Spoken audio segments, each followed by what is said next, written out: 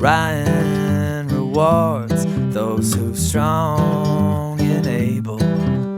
Well, I work hard, just putting food on the table. And if the good life is dessert, then I gotta ask why. Why don't I have a slice of that pie? Why, oh why can't I have a slice of that pie? If Ryan can't have it, why can't I? Why can't I have a slice of that pie?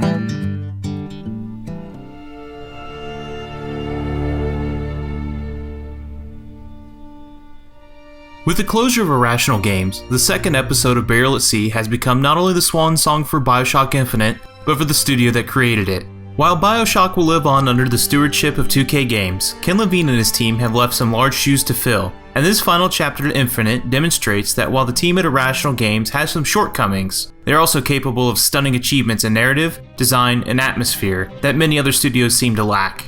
Burial at Sea brings the Bioshock narrative full circle, strengthening the bonds between Columbia and Rapture in such a way that will send a sharp chill down the spines of series fans. Columbia? He knew about Columbia. With Booker out of the picture, gamers are given their first opportunity to take control of Elizabeth as she attempts to escape from Atlas and save the little sister named Sally. Since Bioshock's detractors almost unanimously hone in on the game's combat as its downfall, Burial at Sea's second episode revises the gameplay yet again to reflect Elizabeth's character. Unlike Booker, she does not have a shield, and she isn't quite as proficient with firearms, forcing players to take a stealthier approach. Initially, this proves to be an engaging proposition, as ammo is still limited, and players are given a new plasmid called Peeping Tom, which allows them to see foes through walls while idle, and become invisible while moving. Elizabeth is also given a versatile new weapon, a crossbow which can be equipped with tranquilizer, sleeping gas, and noisemaker bolts. Further complicating matters is the fact that ammo is limited, much like the first episode, and alerted splicers cannot be knocked unconscious with melee attacks. Managing your Eve and slinking around can be thrilling in the opening section, but it isn't long before it comes to light that the AI is not up to the task of providing a satisfactory threat. This shortcoming is further exacerbated by upgrades to the Peeping Tom plasmid that allow players to use it while standing still without draining Eve, thus making it possible to alert splicers, turn invisible, and melee them once they cross your path. Further breaking the gameplay, splicers prove to be so inept that groups of them can be dispatched by shooting one in the head, using Peeping Tom, then repeating the process for each splicer as they return to the corpse of their fallen comrade. Once all of Elizabeth's foes have been knocked out or terminated, players can get on with what has proven to be Bioshock's main draw: exploration and narrative. Every location in Burial at Sea has a story and reflects the history and philosophy of the game world. Taking a trip through a sex shop in Burial at Sea gives players a rare glimpse at the sexual mores of the characters that inhabit a fictional video game world. Wayfaring through a bathysphere showroom and service area fleshes out some of the history and details of Rapture, making it seem all the more real. Each area features stunning art direction, unified by their Art Deco aesthetics but made diverse by their function and lighting.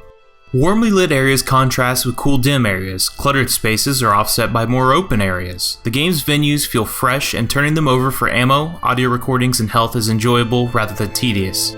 Many games feature concept art that is turned into a loose interpretation of the artist's vision in the final game, but with Burial at Sea, and really Bioshock as a whole, you can find numerous instances where the lighting and details appear to perfectly reproduce a stunning piece of concept art. Expressionist lighting that seems to be ripped straight from films like Carol Reed's The Third Man give many environments a heavy mood, and are really the only remaining vestige of the film noir style that the first Burial at Sea episode opened with.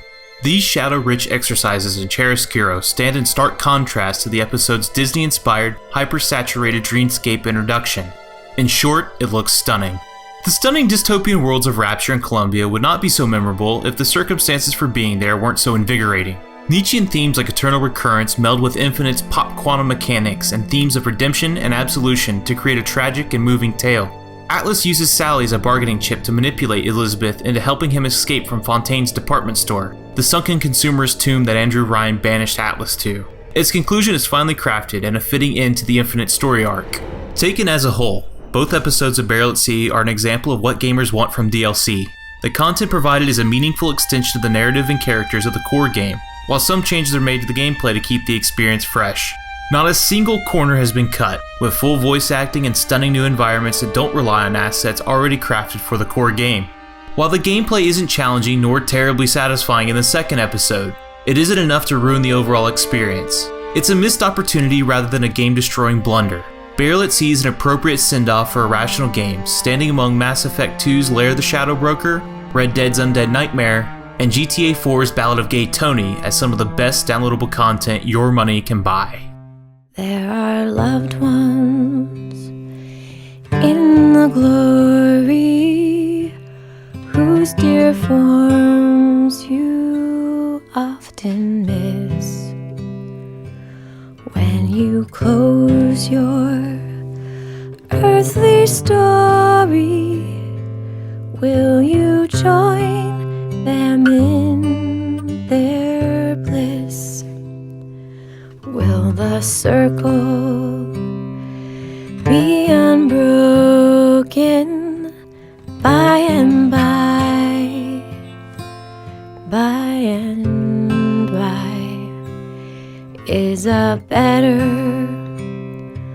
home awaiting in the sky, in the sky?